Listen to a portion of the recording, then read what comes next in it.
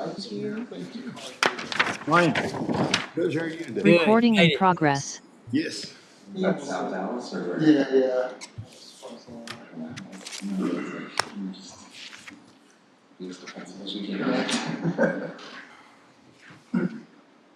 Steve?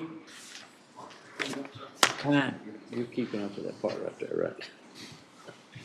Yeah, that's one that's had the same question you do, Commissioner. Sufficient funds, that term worries me.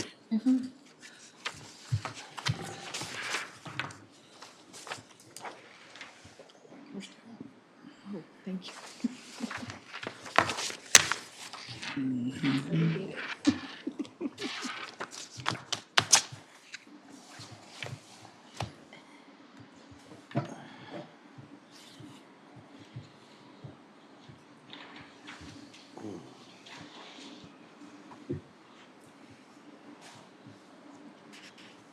It's like my last drinking on the beach.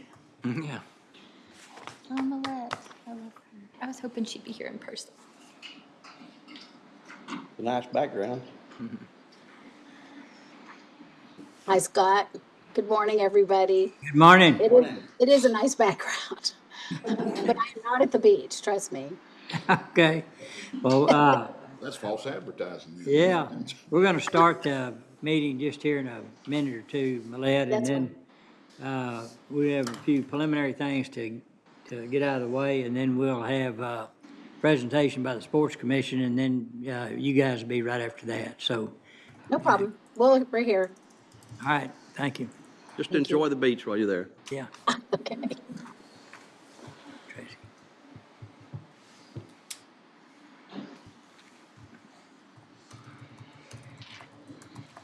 Come on in. Probably next door trying to get us a copy. Put it down there. He got a calligrapher to print him the notes. He may be in Judge Baines' office, so.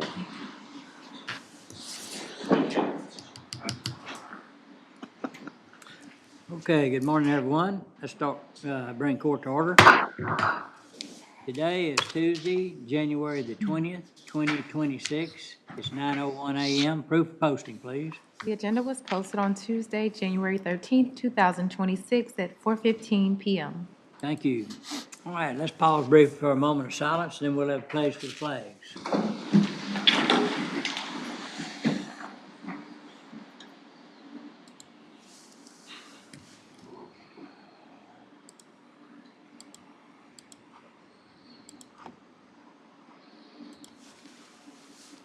Please join the pledge.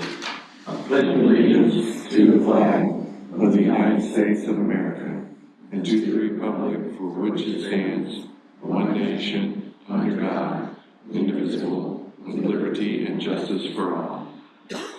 Texas pledge. Honor the Texas flag. I pledge allegiance to thee, Texas, one state, under God, one indivisible.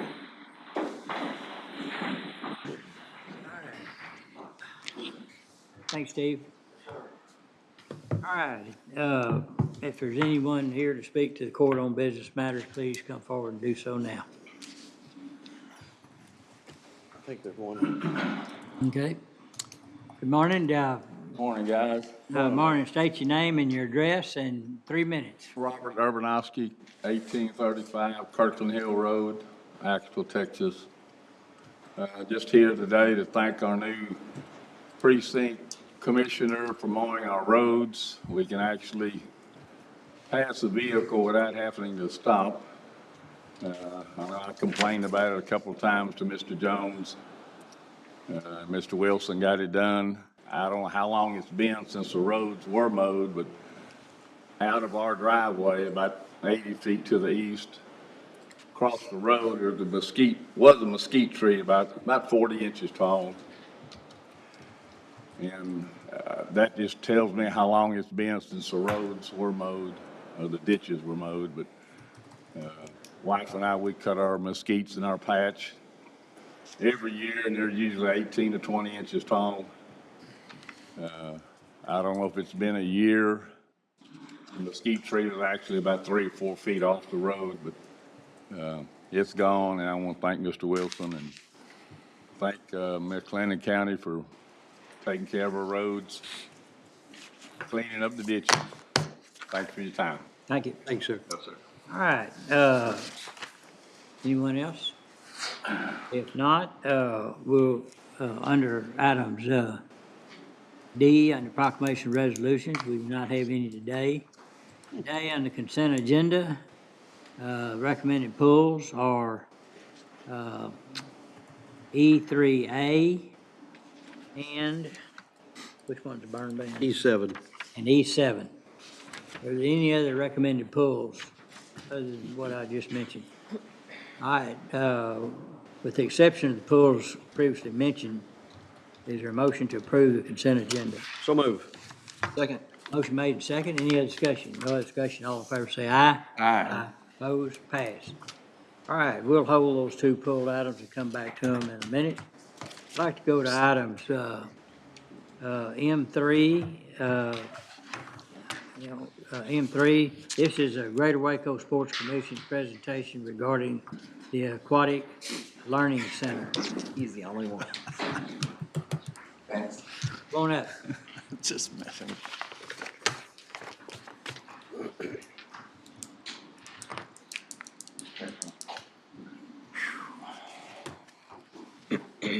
Thank you for having us. Yeah, good Moving us to the top of the agenda. Really appreciate it. Mike Vogelaar, Executive Director of the Greater Waco Sports Commission. We, as a nonprofit, exist to empower the heart of Central Texas through sport. We've got three different focuses, and one of those is advocating for first-class facilities. Roughly about a year ago, to pretty much this week, there was a feasibility study, or a study that the county hosted, asking this community what are some of the different needs and wants to be able to help activate, whether it's the parks or some of the other different resources that this community hosts. And so one of the pieces of feedback that folks had was more walkways and paths and parks, but then also aquatics. And so the Sports Commission undertook the opportunity to be able to partner with one of the leading consultants in the country and conduct a feasibility study for an aquatic learning center. And so this is a $40,000 feasibility study. So there's obviously a significant investment from the Sports Commission. And so we've got George from Councilman Hunsaker here to be able to walk through the findings. Hey, good morning. Thank you for the time this morning. My name is George Dinas with Councilman Hunsaker. We are an aquatics specialty consulting firm, and so we deal with all types of swimming pool facilities, whether it's indoor, outdoor, competitive, or recreation. And so we have done several things throughout the course of the feasibility study, working with Mike and his team.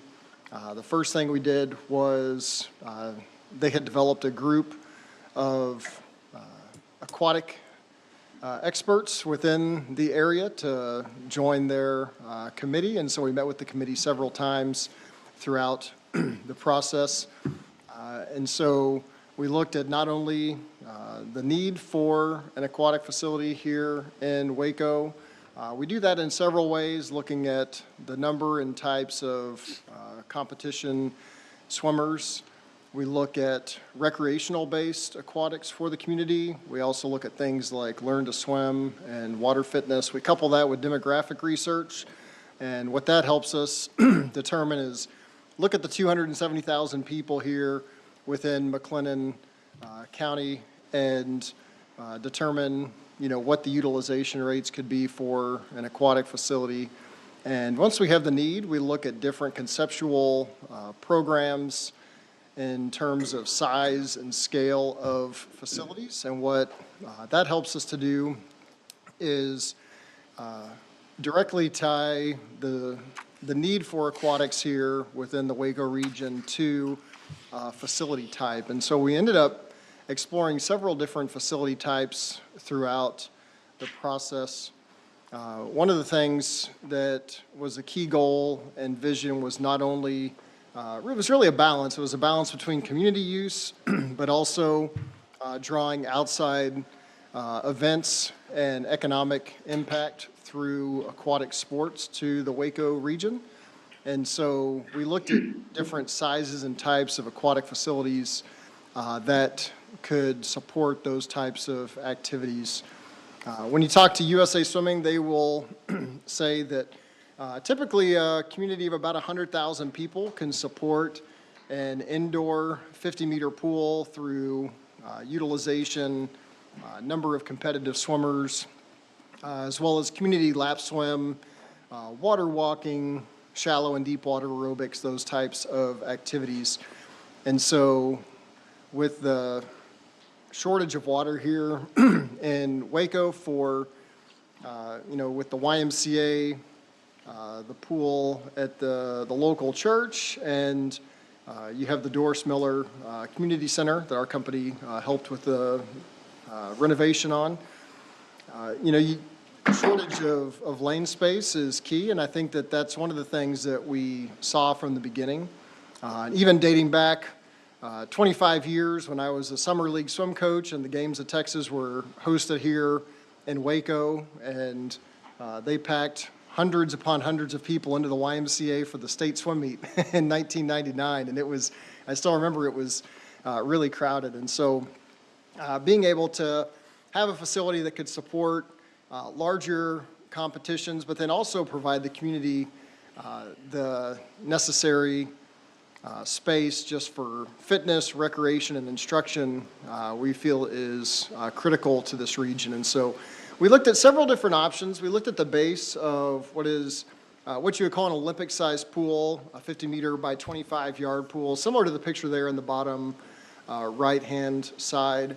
And so this is a pool that not only has 25-yard lanes, but it has the Olympic distance, the 50-meter lanes. That's important for hosting competitive events because the swimming season is short course in the fall and the spring, and then it's long course in the summertime. And so the 50-meter pool gives you the ability to really host events on a year-round basis. The other thing that we looked at was other bodies of water to support that. A lot of this came out of the overall vision that the Waco Sports Commission and their aquatics committee had for community use. And so we would couple that with a shallow water 3 to 4 lane pool, but we would also look at some therapy water. The difference there is really water temperature. And so the main competition pool is going to be 80 degrees.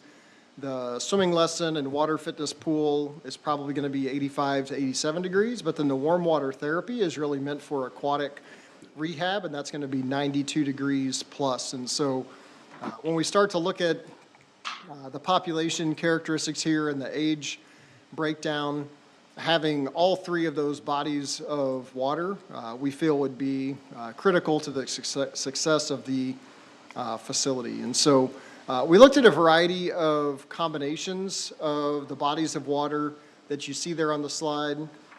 We looked at several indoor-only options that varied from the 50-meter pool plus the 4-lane pool. One option had a larger recreational body of water that had a zero-depth entry and indoor water slide, because that's another key component of aquatics that's missing here in the Waco region is going to be year-round recreational aquatics. And then, again, looking at that therapy water. Plus, we also explored the addition of a dive pool. And so what this would allow would be a designated deep water pool for competitive diving. And this helps to support not only local diving programs, but again, put the facility on par with some of the other facilities around the state and around the country that are hosting large events that can drive economic impact here to the Waco region. So once we looked at that, we had several different budget ranges. These facilities ranged in size from 50,000 square feet on the low end to upwards of 70 to 80,000 square feet. And the range of cost, we're in between probably the mid 50 million to 60 to $70 million for the largest facility. We would see any of these facilities being really a 50-plus year solution for the region. So while it is a investment on the capital on the front end, is definitely a long-standing facility. When we looked at the couple of different scaled down options, one of those is which you see right there. This would be the combination of an indoor-outdoor aquatic facility. And so it could have indoor therapy, but then the outdoor competition pool. This time of year, it's really, it makes it difficult to talk about outdoor swim practices in Texas when it's as cold as it is outside today. A lot of swimmers within the Austin and San Antonio area, they do swim outdoors year-round, heated water, pool covers, but it's chilly getting in and it's chilly getting out on a day like today. And so while it services the hardcore swimmers, the dedicated ones, it makes it a little bit difficult for your average person that likes to enjoy aquatic activities. The other scaled down option that we looked at was all indoor, and it was similar to the Round Rock ISD facility. And so more of a pre-engineered building, roll-up garage doors along the side. What we found there is that it would be good for regional competitions, but not necessarily have the ability to host national competitions. And so really a variety of different facility types that we've included in our report, having looked at 5 different facility types. The scaled down versions are in the $30 to $40 million range, and then the larger versions of the facility were in that $50 to $60 plus million dollar range. We also looked at revenues and expenses for the facility, and so looked at all of the different operating expense items that you would need, personnel being the largest, utilities playing a big part of that, repair and maintenance, chemicals for the pools, operational supplies. Facilities like this typically will fall in that range of $2.2 to $2.6 million in annual operational cost. And so we were right in range with that for the different expense budgets. We also looked at the revenue possibilities, which there are quite a few, from not only daily admission, memberships for monthly, year-round for aquatic fitness, all the different types of aquatic programs that you could host, from swimming lessons, water fitness, renting space to the competitive swim teams within the area, but then also hosting larger competitive events as well. And we'd see roughly about in the range of a 60 to 70% cost recovery rate for the facility, and a lot of that just depends on the operational model, who ends up owning and operating the facility. We have done a lot of facilities that were public-public partnerships, where you have a school district and a city and a county that go in together. We've seen some that are public-private. A public government will build the facility, but then they turn it over to a private company to operate. We've also seen public and nonprofit partnership examples, where you have a group like the YMCA that would come in and manage a public asset. And so there's a lot of different partnership opportunities, and all of those will play into the final revenue and expense and operational budgets for the aquatic facility options. From there, we looked at the economic impact that the facility could bring to the area, and specifically this would be related to out-of-market visitors who would come to Waco for the sole purpose of an aquatics sport event at the facility. So that could be swimming, diving, it could be water polo, which is now a UIL-approved sport and really gaining traction here within the state of Texas. And we looked at the number and types of events. We honed in on roughly 16 to 22 events that this facility could be able to host throughout the year. Some of those were smaller regional meets in the 500 to 600 person range, some regional to statewide that could be in that 600 to 900 range. And then we also feel that a facility of the size of the largest one that we studied would be able to host national events. And so those could bring in 800 to 1,000 swimmers for the community. And so most of those meets are going to be 2.5 to 3-day meets. Some of the large ones might go into 4-day meets, so a Thursday through Sunday. But we found the overall economic impact in the range of $7.5 to $10 million on an annual basis. We don't feel that the facility, it might not be able to get the same national event every year, but there's several national events that could select Waco to host their event. And the goal would be to talk to United States Masters swimmers, talk to the YMCA, talk to USA Swimming. There's sectionals, there's zones, there's tier pro swim series. There are water polo junior Olympics, which are being hosted in the Dallas area here just this month.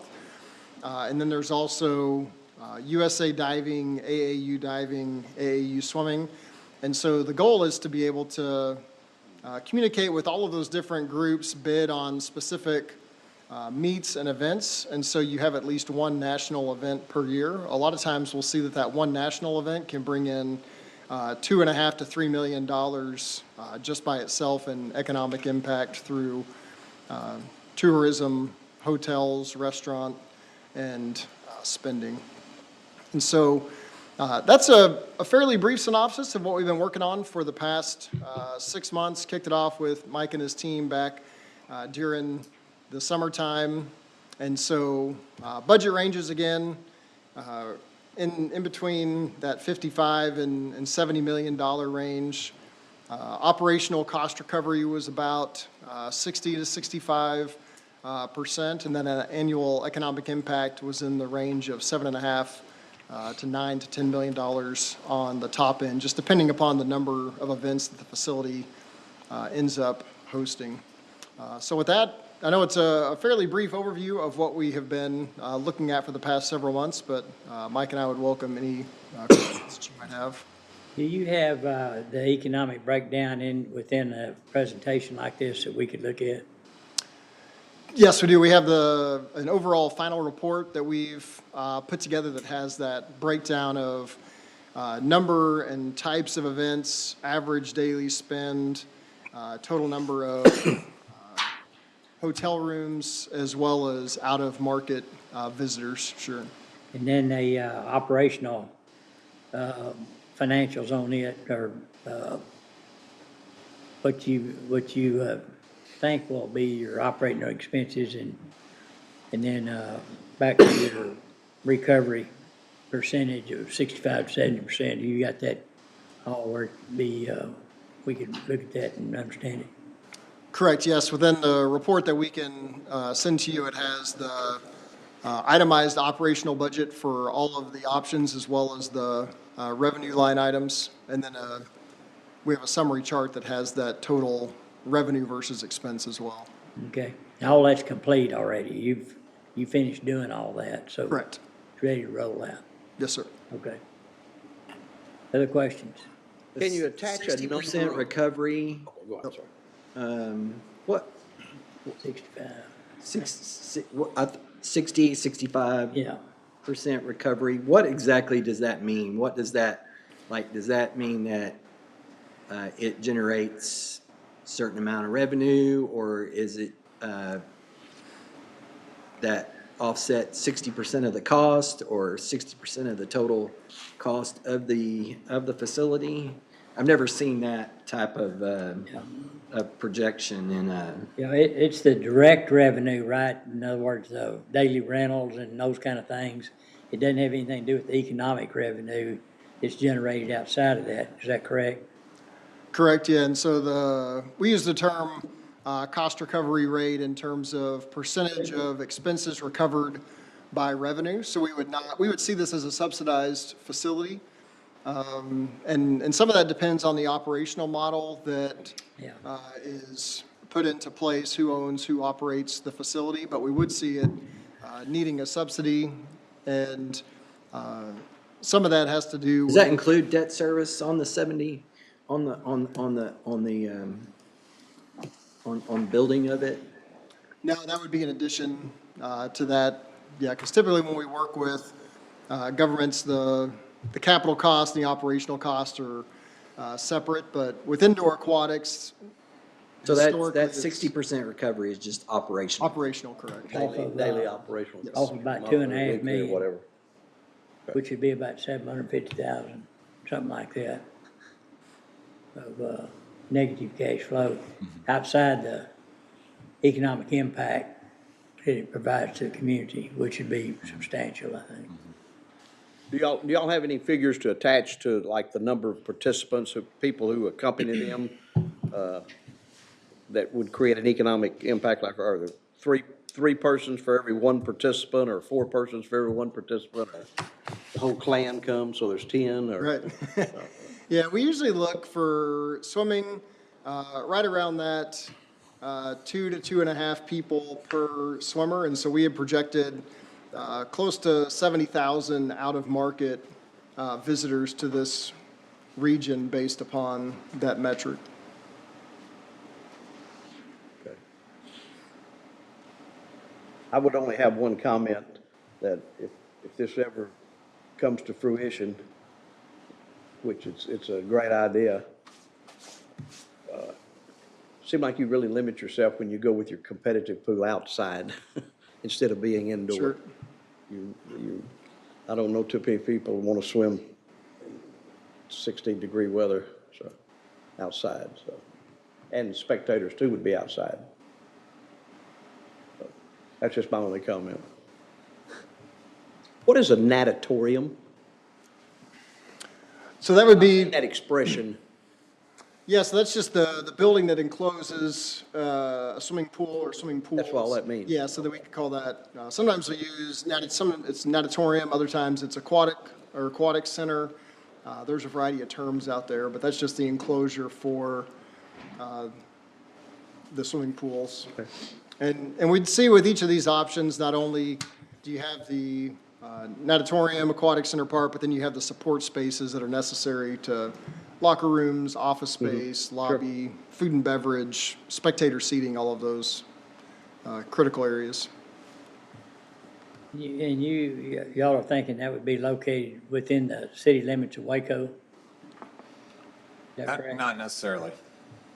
So, but to support this greater Waco area, we've talked to a school district, and their superintendent has mentioned some land that they have that they would be, interested in potentially partnering on this. And so, again, also, part of the study was, hey, what's the drive time for people across the entire county, right, to be able to access this point? So being really strategic on, hey, what would be some good locations to be able to evaluate, and then what Yeah, I was partners. just thinking about the public-private partnership, the public piece.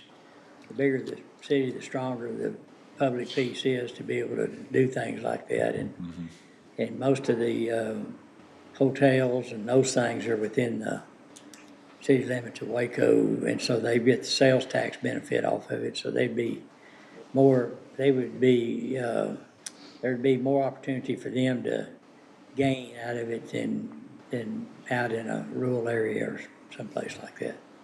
We get very little sales tax.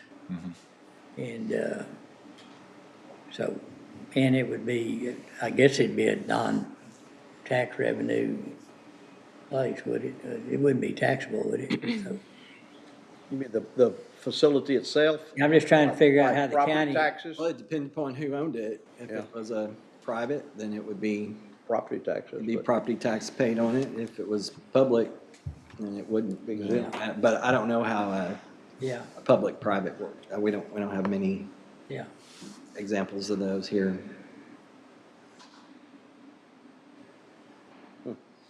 Well, the main thing is that our local folks are gonna be able to use it. Yeah. I mean, I know it's gonna be making the money when the 15 to 17 events arrive, but we need the local folks to be able to enjoy it, and Yeah, I that's another understand thing. that, it's just trying to figure out how to pay for it. Will this be a bond issue? I don't know, we need to think about it, I mean, that's one way to do it,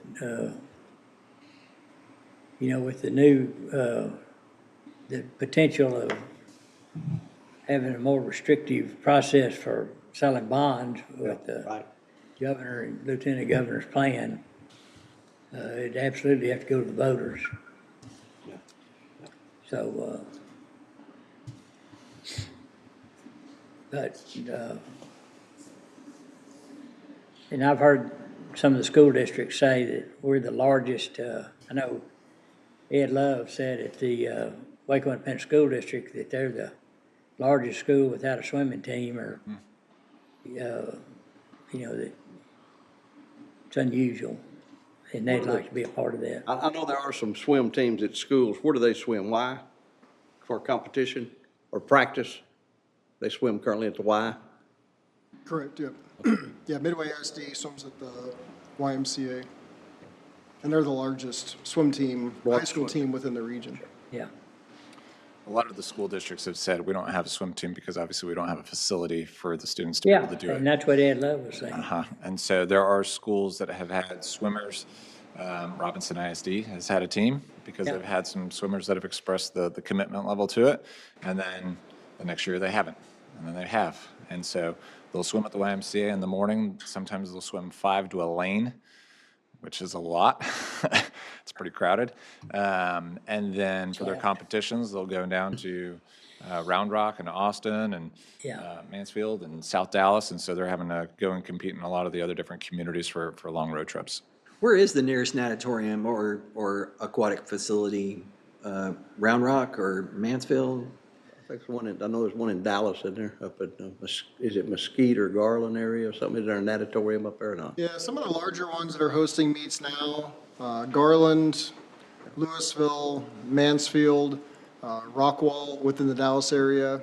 We've designed a couple for Frisco, ISD, but then once you go south, Belton has a facility that, Belton Temple area that it's more of a, it's not a 50-meter pool though, it's a short course. But then Round Rock would be the next one that has the 50-meter pool that's enclosed. In the Bell County one, what's the ownership of it? Is it public-private, or is it public, or what is it? I believe it's the school district Okay. that owns and operates that one. And that's really, that's one of the models that we've seen here within the state of Texas, is that for the larger aquatic facilities, that school districts are typically the ones that are building the 50-meter pools right now. But they almost always do that in partnership with either a city or a local swim club. So even the Arlington ISD, they have a newer facility that the city helps them operate, but then they also rent space to local swim clubs. Yeah. Well, the good thing, something like this, how it benefits us too, is through the hotel tax, you know, our 2 cents gives pretty good revenue back, so. That's definitely something that we That's just have part of the discussions. Yes. Yeah, that just goes to the venue. Well, if somebody rents a hotel room for whatever event, Yeah, it doesn't matter, they pay the tax. Yeah, yeah, it just benefits that. So you're putting more heads in beds if you have a championship style facility. So, Okay. but I guess you could build one on you could build one on the venue. Yep. All right. Any other questions or comments? Well, we really appreciate the presentation, and as you, I guess maybe we dig in a little deeper on all the financials and those kind of things and how it might work, so we can figure out how to take the next step. But I'd entertain a motion to approve this report for recording purposes. Make a motion for to approve for recording purposes. All right, Second. motion made and second. Any other discussion? No other discussion, all in favor say aye. Aye. Opposed, pass. Thank you. Thank y'all very All much. right. Okay, next, I'd like to go to item M4. This is discussion or action regarding the resolution of support for the Housing Solution Alliance of Waco Housing Authority, Senior Housing Development, Devonshire Station, per the Texas Department of Housing and Community Affairs. It's a qualified allocation plan. So Millette, good morning. We can't hear you. Good morning. I'm so sorry I can't be there in person. That wind on There you go. the trees. Yes. On another note, my husband is in at Baylor Scott and White, which is why I cannot be there in person. So I Sorry, apologize. I'm sorry. But I will definitely want to talk to you about Devonshire Station. So we've owned the property out there, the 19 acres, for some time now. But we always use our data, right, to drive what we would want to build to better the community in general. So just some numbers so that you can know, I have a wait list for 1 bedrooms for public housing of 4,153 people. For South Terrace, which is a converted development of ours that is now mixed income, we still have a wait list for 1 bedrooms at 3,534 people. And for Freedom's Path, which we don't technically own, but we do manage for the VA, we have a wait list there of 40. And those are all people who feel they need 1 bedrooms. However, Freedom's Path only has studios. So unfortunately, we are not going to be able to assist them unless they're willing to go to a studio. But given those numbers, and then given that the bulk of those numbers are seniors and elderly, and we just are fairly lacking in available housing for seniors, and I'm going to say seniors, but I also mean those who are disabled as well. We wanted to address those needs by starting with our property that's on Devonshire and Ritchie Road. So we're coming to you. This is located in extraterritorial jurisdiction area, and we wanted to discuss our idea to build 66 courtyard units in there, and also to talk a little bit about the fact that the need is there. I'd like to, before I go much further, introduce my HSA partners, Colton Kyle and Micah Strange. If y'all have been here for any amount of time, you'll remember that Dan Strange was our president CEO for a long time here, and this is his son, Micah. So if y'all can just say hi. Howdy. Okay. Is that for us or you? Anyway, so we came up with a plan. We like the courtyard.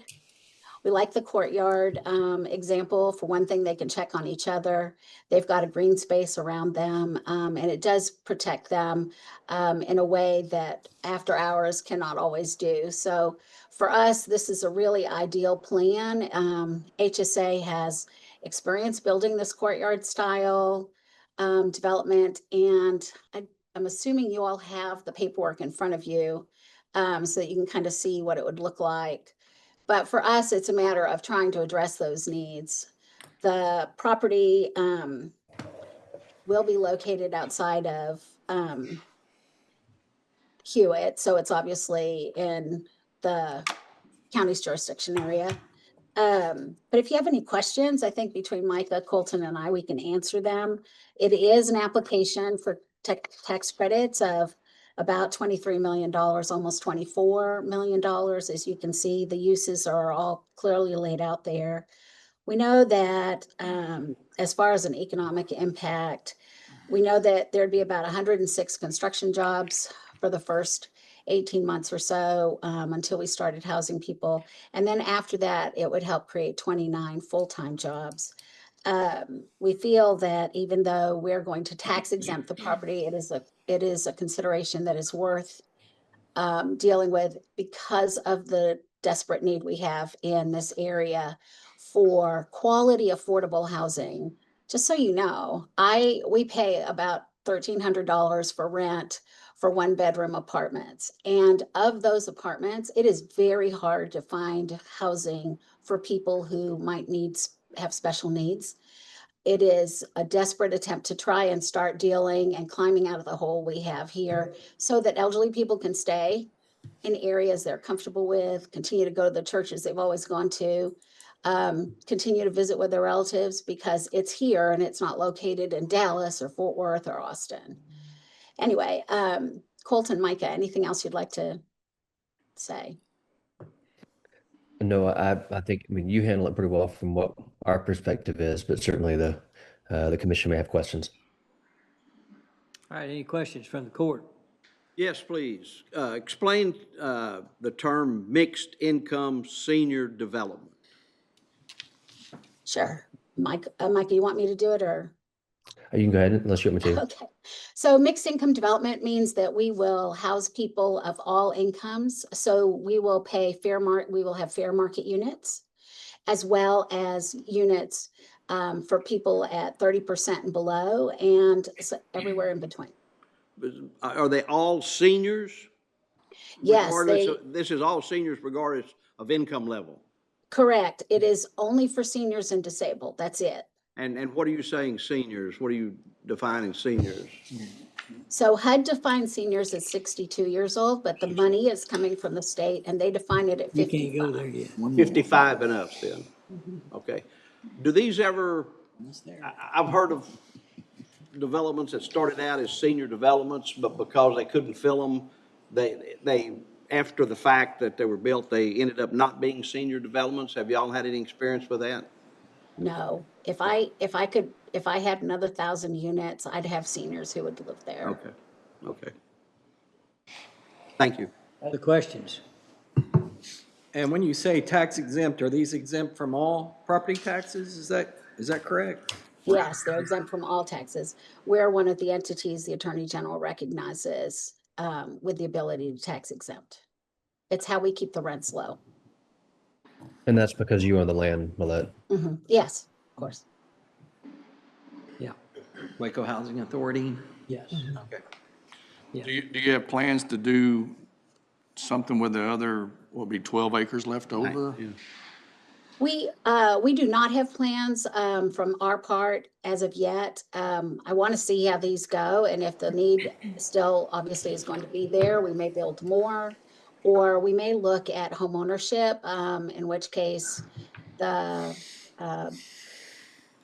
would be a whole nother presentation I'd have to come back to you for. Right. But we have not made a decision, and that has to be led by our board as well as me.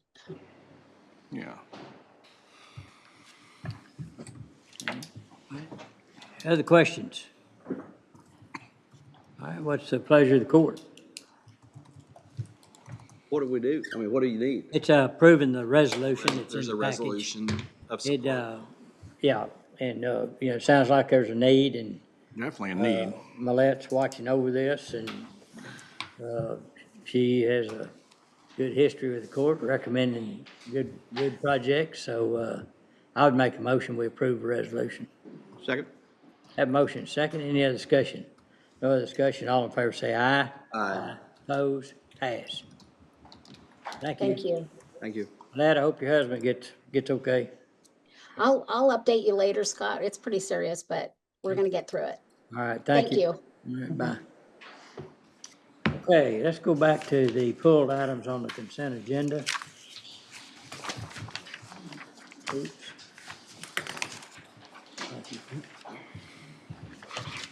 All right, under, first pulled item is E3A, which is Justice Peace Precinct 3. Anna?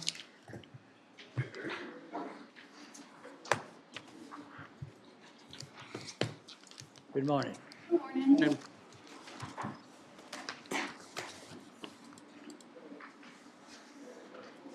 I have a request here from Judge Perea to create a temporary part-time position. He has a current full-time employee that's out on a family medical leave. and it should extend for some time. And so they're wanting to bring in a part-time employee to help float functions while this person is out. They have a dollar placeholder for that part-time position. It would be temporary, so no more than 6 months, which means it's not going to be eligible for benefits. At the hourly amount of $15 per hour, the budget amount requested for the part-time position is $10,800. And the employee that's currently out does not have PTO accrued, so the budget impact would be minimal for the part-time position. Okay, questions? What's the pleasure of the court? Motion to approve. Second. Have a motion, second, any other discussion? No other discussion, all in favor say aye. Aye. Opposed? Pass. Thank you. You're welcome. All right, under E7A is authorization of red flag warning or burn ban order. We've had a discussion, the numbers don't totally support putting a burn ban on, but the fact that there's been some fires around, there's a concern there. I own it, the court has the authority to put the burn ban on. I've got the authority to take it off, so if it rains enough, and plus, if emergency management agrees, I would pull it off after that. But I would make a motion that we institute the burn ban. Second. Have a motion and a second. Any other discussion? No other discussion. All in favor say aye. Aye. Opposed? Pass. Thank you. All right. Go to items F. Nothing under F today. Under bids and RFQs. Under G is contracts, interlocal agreements, memorandums of understanding. This is authorization of interlocal cooperation agreement with the city of Moody. This is road work. Call on Commissioner Smith. Yes, sir. Moody has asked us to do some work within their jurisdiction, and they've agreed to pay us the amount of $52,189 to get the work done. So my motion would be to approve the agreement with the city of Moody. Second. All right, we have a motion and a second. Any other discussion? No other discussion. All in favor say aye. Aye. Opposed? Pass. I want to go to M2B. Josh? Let me get to it. M2B, okay. Yes, sir.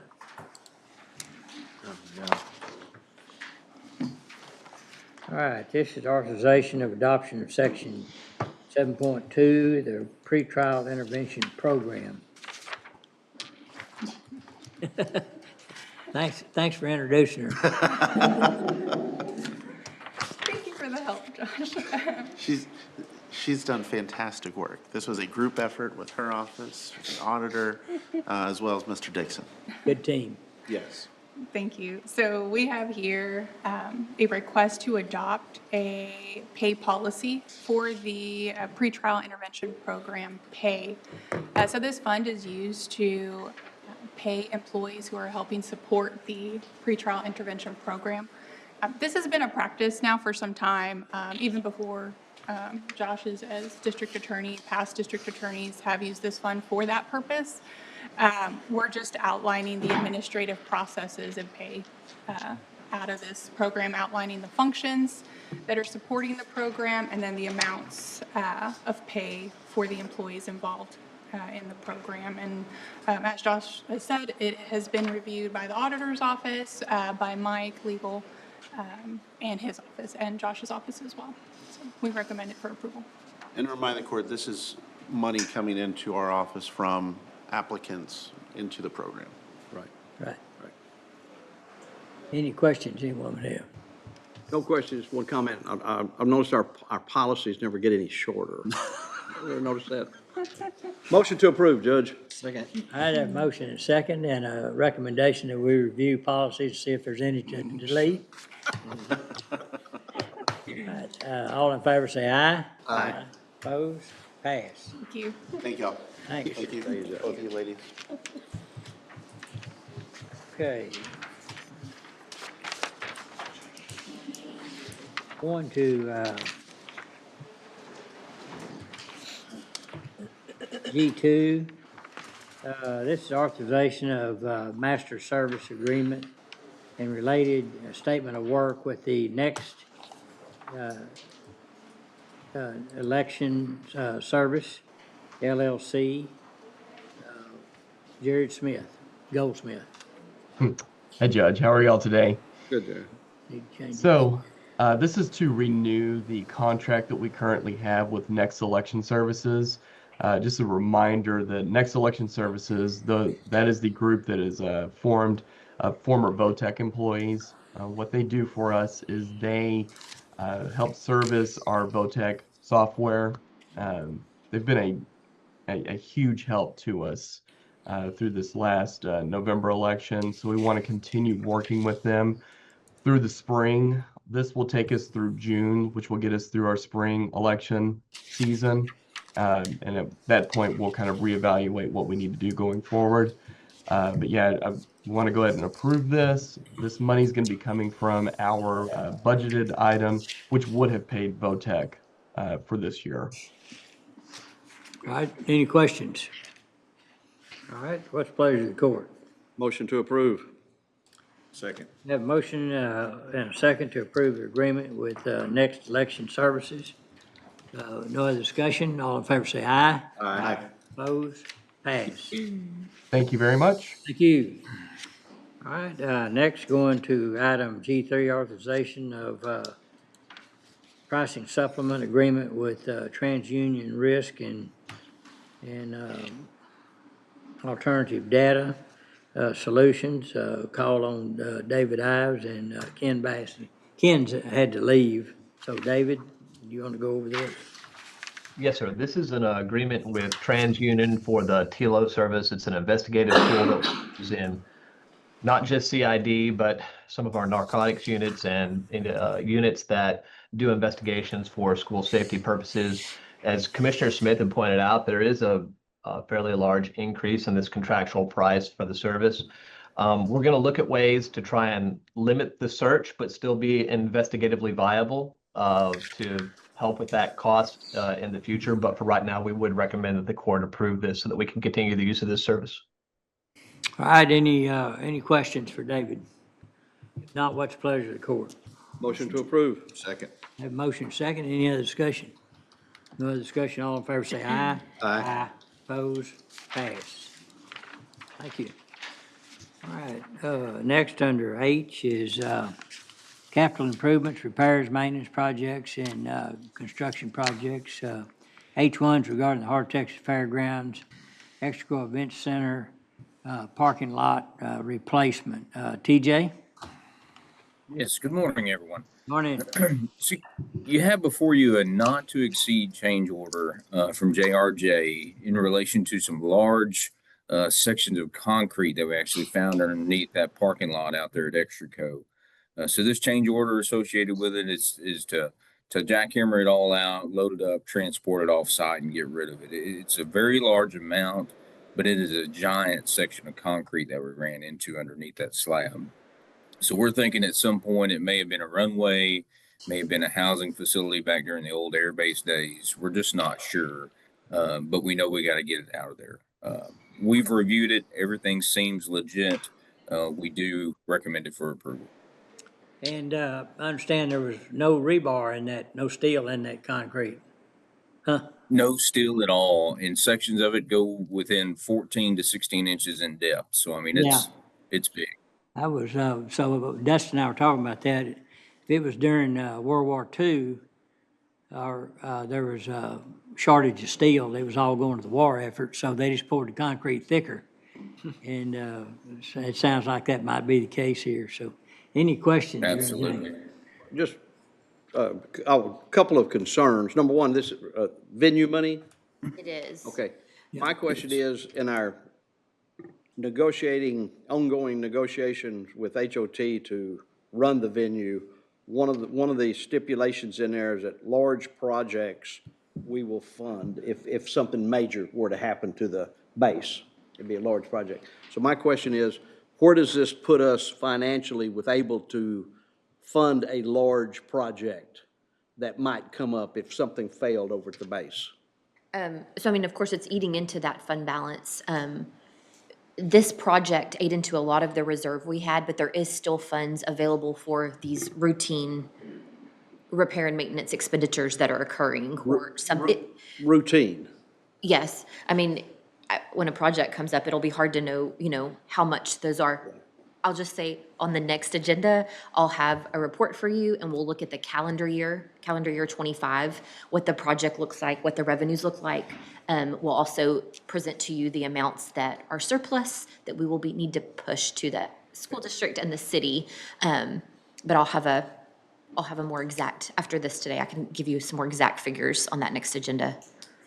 That was my concern, Yes, Judge, sir. based on that. And Commissioner, I think that was put in there assuming or taking into consideration the possibility of something big happen. Right. There was no money in the venue fund. Right. Then we would have to do it. Exactly. But this is not the case here. There's adequate funding there for that. We're draining a little bit of the venue fund. That's correct.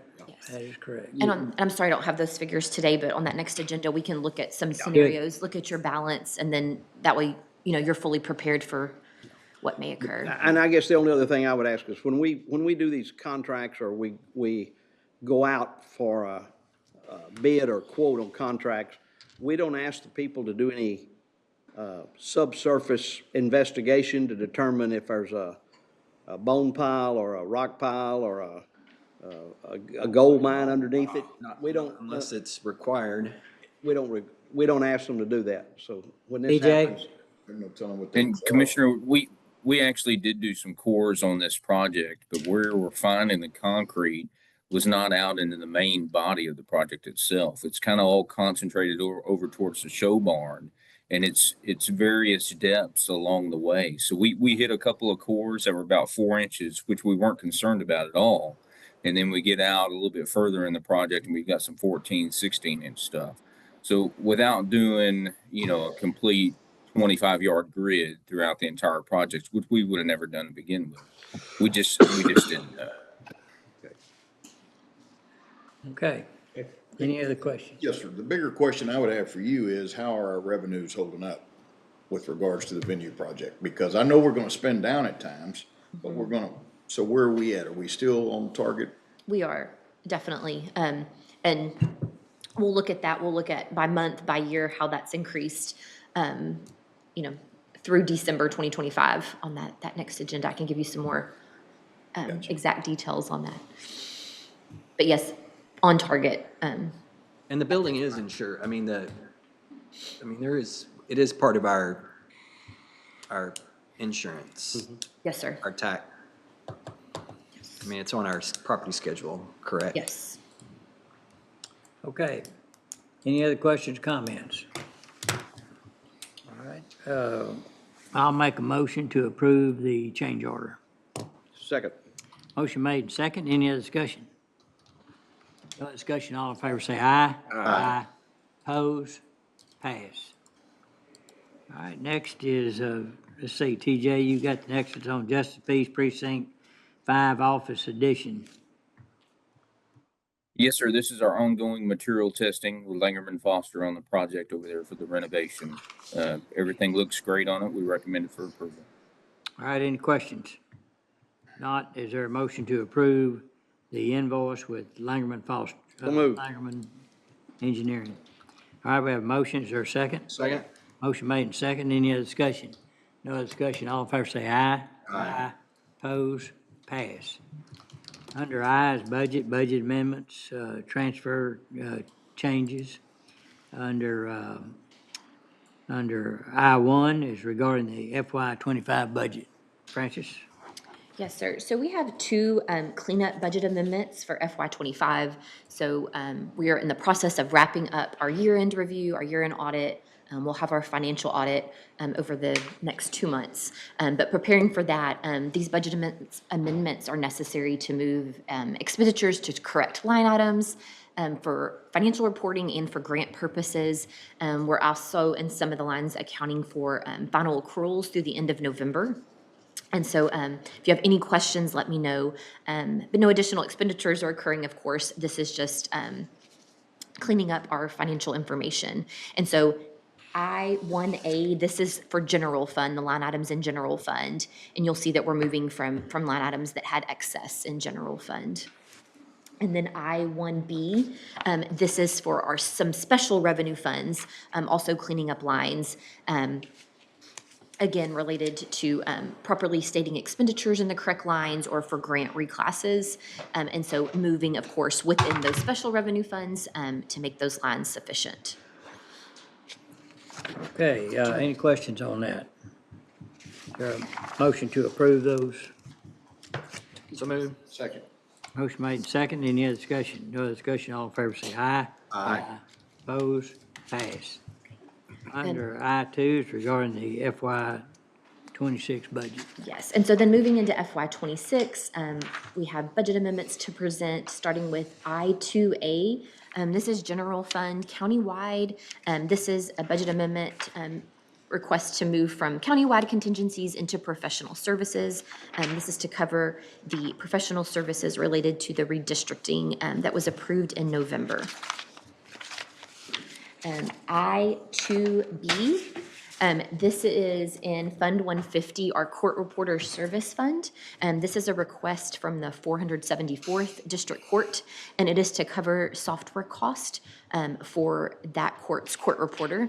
And of course, the Special Revenue Fund is only to be used specifically for those types of expenditures.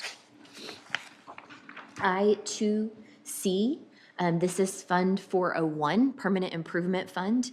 This is a request to move from the contingencies in that fund into the line item that houses the cost for, or the budget for, the fire alarm replacement project at the Highway 6 jail.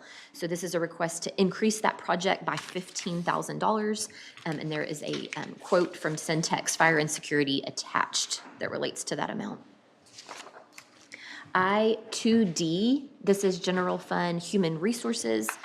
This is a budget amendment just to clean up line items. This is something that was budgeted for, but sometimes when we actually see invoices and what those expenditures are, we need to reclass into a different line. So this is just moving budget from other services in that department into software in that same department. And then I-2E, this is General Fund Road and Bridge Precinct 4. I'm requesting to move within that department into professional development for CDL education for an employee. So that concludes the 2026. All right, if there's no questions on those budget items, is there a motion to approve I-2A through I-2D? So moved. Second. Have a motion second. Any other discussion? No other discussion. All in favor say aye. Aye. Opposed? Passed. All right, going to K under grants. Under K1. Don't know what Dustin had. What about J1? Are we skipping that one? J1, I'm sorry. Okay, under J is real estate right-of-way. Under J1 is the ratification of commercial contract amendment. This is on a piece of property that 23,000 square feet, unimproved county property on 481 Central Texas Parkway for sale price at $82,000. This is requesting ratification of an amendment to the contract to extend the feasibility study from 45 days to 55 days. This would move the feasibility expiration from January 15th through January 22nd. Any questions on that? Not, I'll make a motion. We approve ratifications of this amendment. Second. Have a motion second. Any other discussion? No other discussion. All in favor say aye. Aye. Opposed? Pass. Under K and K1, this is regarding the U.S. Treasury coronavirus local recovery program. I think Dustin had something to say on it, but I don't know what that is. But under K2 is regarding the Office of Governor, Public Safety Office, State and Local Cybersecurity Grant Program, and call on John Carter. Good morning. Morning. So yes, the IT department would like to apply for this local cybersecurity grant program. Unlike past years where the match has been 10%, the match is now 30%. But we feel we can absorb that in our budget. As you can see there, we're looking for a thing called abnormal email security to help add to our security platform. The one-year agreement would be $55,016, of which the county portion, the 30%, would be $16,504. And our grant applications due no later than February 12th, which is why we're coming to you today. And has been reviewed and is recommended for approval. Okay, any questions? John, is this something we've received in the past, this grant? We've gotten this, or is this? Yes, we received it last year when it was still a 10% match. It's how we did the all the access cards with the Imprivata system. Right, okay, all right. Motion to approve, Judge. Second. Motion made second. Any other discussion? No other discussion. All in favor say aye. Aye. Opposed, pass. All right, under L is Department Office and specific request. L1, Human Resources, this is authorization of salary, service, peer county participation list. We're still have some discussions on that, so I'd make a motion we defer. Motion to defer. Second. Have a motion second. Any other discussion? No other discussion. All in favor say aye. Aye. Opposed? Pass. Under L2, under County Sheriff, L2A, authorization of application for aircraft hull and liability insurance with Assured Partners. Call on Captain Nixon. Morning, Judge. Oh, morning. Okay. How are you? Yeah, I'm very well. This is the standard application we do every year. We don't have a quote yet, but we turn this application in, we'll get quote on the insurance. Okay. Motion to approve application. Second. Motion second. Any other discussion? No other discussion. All in favor say aye. Aye. Opposed? Pass. Thank you. Thank you. Under L2B is authorization of cell phone request. This sheriff has to pull this with no action. Under L3 is purchasing, discussion or action regarding the bid advertisement for various road materials and culverts. And so I think Ken has outlined that in this in his notes here, and this starts the process. Is there any questions on that? Motion to approve the bid advertisements if needed. Okay. I'll second. Any other discussion? No other discussion. All in favor say aye. Aye. Opposed? Pass. Under under M1 regarding the local provider participation fund, call on Heather. You're on mute.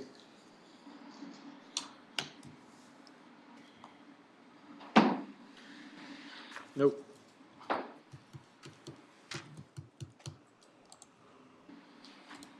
Nope.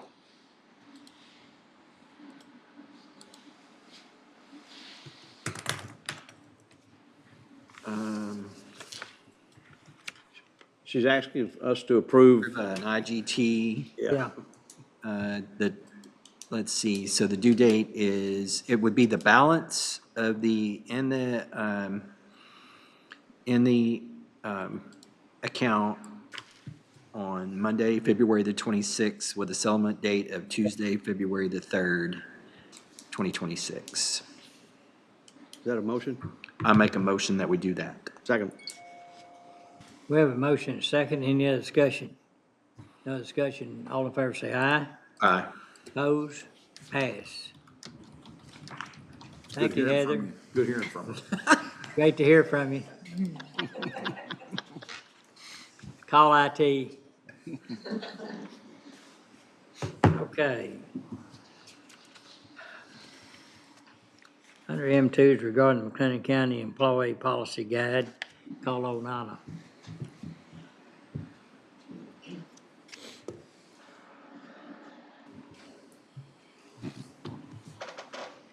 requesting a revision to section 5.05, which is related to telephone and fax usage in the employee personnel guide. And we're just emphasizing that we want county phone calls that are long distance and personal to be prohibited. So we're just using stronger language. And then we're removing a sentence, and so it is slightly shorter. No, hey, She listens, Joe. I like it. Is this just a review of the policy, or is there an issue? Has there been a problem? Yes, I don't believe there's been a problem, but we have, So historically, employees were allowed to use their county phones for long-distance calls. Each employee was supposed to have a specific 4-digit long-distance code, and that's how it was tracked. That was before this. That is very cumbersome. We don't see a lot of that anymore, and it's up to an employee to tell us if they have used it, but very minimal pennies, that are running through. And so we're having to go through, reconcile all those accounts, match them to departments. And so it's not an efficient way to process those bills anymore. And so if you approve this change, what we'll do is we'll assign each department a long distance code, so we can still track whatever we, if needed. But each department will build those out for county. So instead of expenses. each phone having a code, each department will have a code? Yes, that's what we would like to move forward with. I think that will be the most efficient way to move forward. What's happening now is a lot of times those codes are just being used for multiple employees. When someone leaves and someone new comes in, they get those codes. So it's almost impossible to track who's using what code. Cell phones have pretty much made this a dinosaur anyhow, so. Correct, correct. Motion to approve the recommendation on telephone and fax use. Second. All right, have a motion, second, any other discussion? No other discussion, all in favor say aye. Aye. Oppose, pass. Thank you. All right, jumping down to N, American Disabilities Compliance Project, we have nothing today. On O is McLennan County Downtown Jail Remodel Project. O1's regarding the construction manager at risk. 01A is authorization application for partial payment number 3. On March 7th of 23, the court approved a construction manager at risk agreement with John W. Irwin Construction Company Incorporated for the remodel of the downtown jail. The fee for the pre-construction service is $72,998, payable 30% at approval of the schematic design document, 30% for the approval of the design development document, and 40% for the approval of the construction document. They submitted a partial payment application number 13 totaling $2,179,900 for construction services. And the balance to finish the including retainage is $38,774,600. And it's been reviewed and recommended for payment. Is there a motion? To approve. All right. Second. Motion made and seconded to approve the payment for application 13. All in favor say aye. Aye. Aye. Oppose? Pass.